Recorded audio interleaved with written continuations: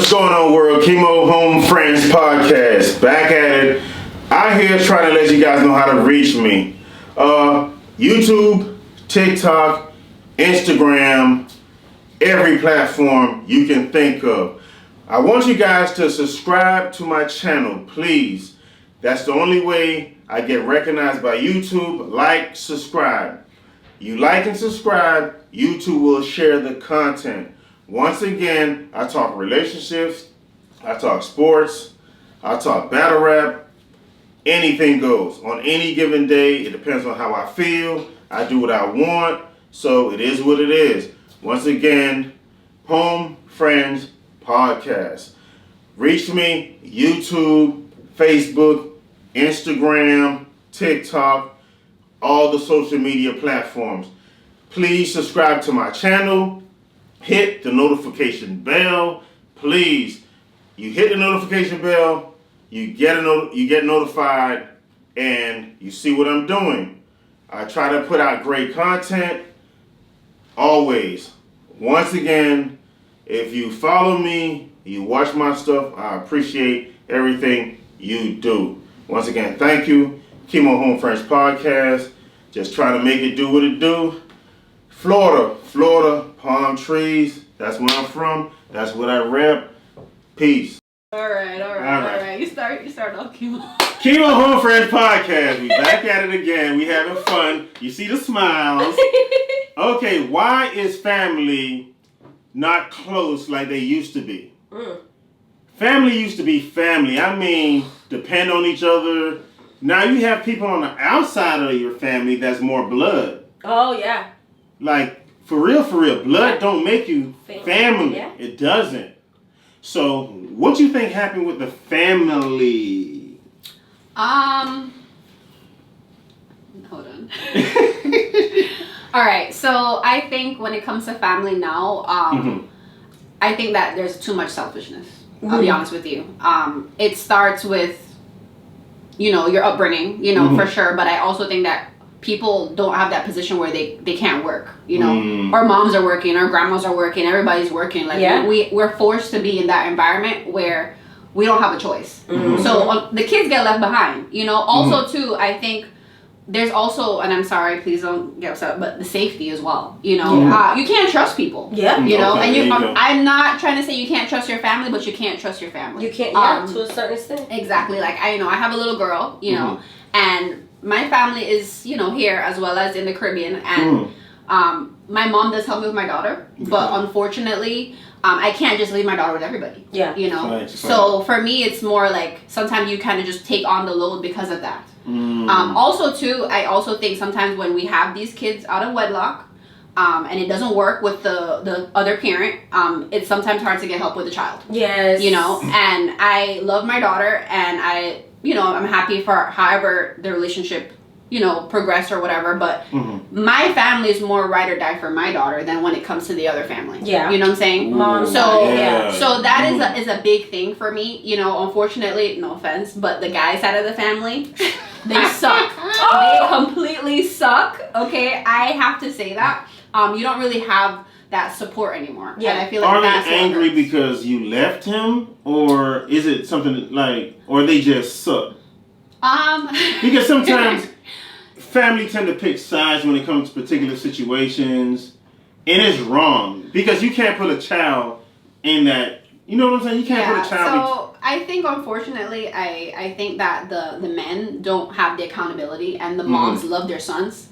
So I think what happens is that is a role that plays. Like, for example, my daughter, my mom will pick her up anywhere, anytime. I can call my cousin, I can call anybody. But the other family, I gotta drop the kid off. It's all this extra stuff, And it's like, at the end of the day, like, you don't got time for that. I don't. Yeah. And the sad part is I did it. I did it for years. And you know what happened? They still talk shit about me. So at this point, it's just like, exactly. Like, why am I going out my way to, like... to please y'all, basically. Yeah, so it's like, okay, the relationship didn't work, but we have a child. And at the end of the day, we are family. But we only needs to be family when it counts. For the photos, for social media, So for me, that's the problem. I don't think that we have that cohesiveness. And it starts, as I said, in the fact that unfortunately the kids are not raised in the household where sometimes there's a mom and a dad together, and then it just two-parent home. Yeah. So Well, I'm gonna speak my piece on this. This is gonna be kind of crazy, but okay, me growing up, right? Okay. All of the kids was in one crib. Everybody. But when I was growing up, I knew me and my brother was not gonna get along. I just knew it. He said, I knew. at what age was this? Okay. At age 8, when I was 8, I knew I was not gonna be cool with this dude. I'm like, that little red Negro. That little red Negro. Me and him is not gonna be cool. Okay. And I probably talk to this fool like once a year. Wow. And he texts me like, listen, send this money to your mom. Boom, boom, boom. There's no relationship with us because when we were young, he's like 2 years older than me. We would fight constantly.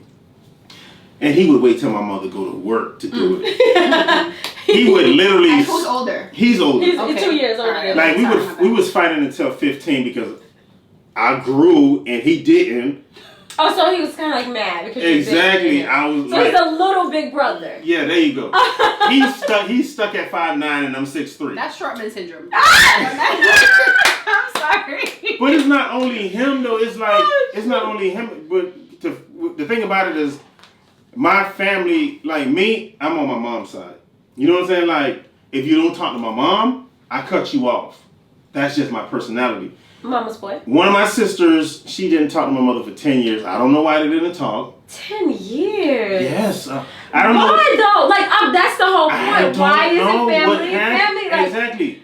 I'm sorry. Like what if something was to happen? Yeah, that's how I look. One of my other sisters, like she didn't. They kind of salty. I don't know what they salty about. I don't know what this. They never actually said what the situation was. Me and my younger sister is an FBI agent. Okay. We're like this with our mom. You know what I'm saying? The other one, the boy, he's cool with my mom also. He's just, me and him just don't get along. Yeah. The oldest sister and the other one, I don't know what they got. I know one of them, a guy, kind of like, I don't know what he just got in her brain and was a rap. We never seen her again. Oh, wow. She's in Pompano somewhere. In the same state, by the way. Yeah, my other sister, I just started communicating with her. How many siblings do you have? I have 7. Okay. So my oldest sister, I just started communicating with her because one day I was like, you know what? I was like, you know what? I'm gonna try to change this dynamic. Yeah. And I text her, I appreciate everything you did for me when I was growing up, blah, blah, blah. And she cried. Because she wanted someone to reach out to her, but she didn't want to reach out. Her pride. Her pride. Yeah. And when I reached out, because she make money, she owns like apartments all over the place. She bought Dolphin tickets. We went to the Dolphin game. We was on the front row.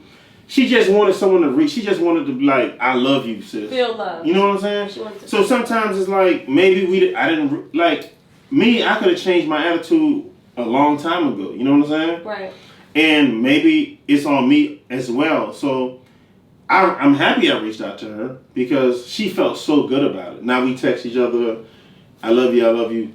I'm still trying to break the ice with my mom now. So yeah. But my mom is like, you know what I'm saying? So that's her daughter. I'm sorry. But it's just crazy how it is. Yeah.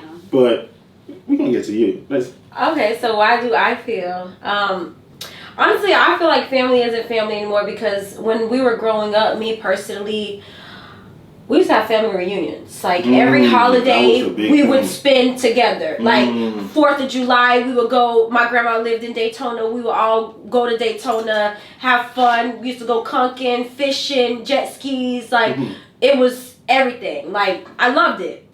But now we don't do that anymore. Like the family has totally, split apart. This family don't like that family, and and then it's like when my grandma moved, she moved to Texas.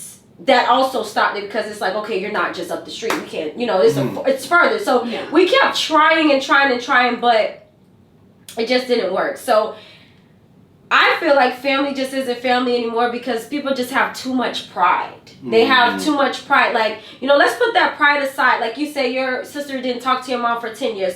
This is how I look at life. And I feel like everybody should look at life this way. But I'm not telling you to, but what if something happened to that person? Because there's only two things in life that's guaranteed: is the day that we're born and the day that we die. Facts, Everything else facts, in between facts, is not. Nothing is guaranteed, and you never know when that person is going to go. They wasn't able to like tell them exactly. So they could walk out the door and boom, get hit by whatever happens. Life would happen, and then it's like, dang. Now you have to live the rest of your life knowing I didn't talk to this person for 10 years. I basically took it for granted. Like, I had too much pride, and now you would never be able to see that person again. And that's just how I look at life. Time don't go in reverse. It don't. We can't take back that time that you lost with your mom. But now you have to live with, I would never be able to talk to her again. I would never be able to see her. I have to go to a gravesite and talk to her even more. Exactly. And me personally, that's how I look at life. Like, I can't hold a grudge with you for too long. Okay, we may be upset, may go a few months, but then in the back of my mind, it's like, okay, no. If something happened to this person, it's going to hurt me. And I don't want to hurt. So let me reach out to this person. At least let them know, like, whatever happened, but I'm still woman enough to say, either I love you or, hey, how you doing, or anything. Like, So I just feel like, also, grandmas, they're young now. I want the old grandma back in the day that used to be like, sugar, come to my house and eat. That's what I want. I want a grandma. I don't have I never experienced that. I never got to experience that family except for with my dad's side. So that goes to you and, maybe not for you. My dad's side was the more family-oriented side because, honestly speaking, I don't really have family on my mom's side because she was adopted. So it's really small, the family I have on my mom's side. But we really, we don't stick together like that. But as far as my dad's side, that was my family. And now we just don't have that anymore. So I wanted to add, and I know you guys probably thought about this, but you didn't say it. I think we need to also talk about trauma. Childhood trauma. Yeah. That definitely completely affects the dynamic of how you move forward with your life, especially when it comes to trying to keep the family together. I have a big family. I'm an only child, but my grandmother had 9 kids. Okay. And there's about 20 cousins or more. Okay. All different ages. And I'll be honest with you, it's just at that point where it's like, people hold a grudge so much about, my grandma or my mom didn't do this to me or this happened when I grew up. And I'll be honest with you, I honestly have to say in some cases, and I'm sorry, it's ignorance. Maybe grandma didn't know better at that time. Yeah. Exactly. And they be thinking it's favoritism. Yeah, exactly. Or also favoritism is true. Come on, grandmas do have favoritism. Yeah, because some of these kids just be bad. No. Also, too, people are born with their own personalities, and I'm telling you, that does play a role. I'm not gonna lie. It's favoritism in family, and I think that's another thing that plays. Yeah, because guess what, grandma like these grandkids more than she like us. So guess what, I'm gonna feel some type of way because you're doing for this one, but you're not doing for me. So that makes me push away. Like, I don't feel loved. Yeah, I don't care. I'm gonna be a kid. I don't feel loved. She got all the kids at the crib, but she giving these kids ice cream. All the attention. Like, no, let me feel some type of way. I feel you. No, seriously, but no, go ahead. Just you was talking. No, you're good. This is what we need. But this is why, like I said, as family members, we just need to grow up and be mindful that reaching out to someone can break the ice. You know what I'm saying? Like, it took a long time for me to realize that. And to be honest, I really think it's our race that does that because no other race is against each other, and it's more of a competition also in family because it's like, okay, I see you doing better than me, so I may just dislike you because you're doing better than me. Yeah, but I have to add to Lola, I think it's culture. It's culture, yes. It's race. Because, I'm sorry, but it's the song Stick Together like them Zoes. Them Zoes stick together. Yeah. Listen, mommy, you can always go to mommy house. Yep. Them Zoes, Spanish, Indians, the Asians. And I'm not trying to think, I'm not racist, okay? I'm not racist at all. I'm far from it. But us colored people, we do not stick together, and I think that comes back from way back when we was in slavery, because guess what, that trauma from your grandma passed down, and it passed from generation to generation, and now it's like we are in competition with each other because we was never taught to be a family and love each other because we were the way generations back were brought up. It's like, we was brought up bad, and it's just a generational curse in a sense, that's passed down because your great-great-great-grandma was tortured or whatever, and she passed it on to her child, and her child passed it on, and it's like nobody wanted to break that curse. Nobody wanted to break that cycle because that's what they knew. We always grow with what we knew. Nobody wants to think outside of the box. Okay. So Gotcha. that's another thing I could say. It's well, anyone, if you're watching this and you have difficulties with your family, I suggest listen, let it go. yes. Drop your pride. Yeah. Because you never know how someone feels on the other side. Yeah. Trust me, they might be praying you call their phone or text them. Wait, so okay. What if they reach out and the person rejects them? Tell them how to handle that too, because yeah, but handling you keep rejection. trying. You keep trying. Okay, so at what point are they supposed to continuously try and keep getting turned down? But what I would say, what I would say in that situation is, you don't have to text them every day, but you can text them every blue moon. Okay. Because then they're gonna notice he's still trying to reach out to me. Yeah. Eventually, you're gonna give point. in. Okay. Yeah. But I just wanted to put that out because I know somebody out there. I don't know why it just came to my mind. Somebody was gonna be like, "Well, what if I reach out and they don't, take it or whatever?" I just wanted you to let them know. Keep trying. That was it. Keep trying. Keep trying.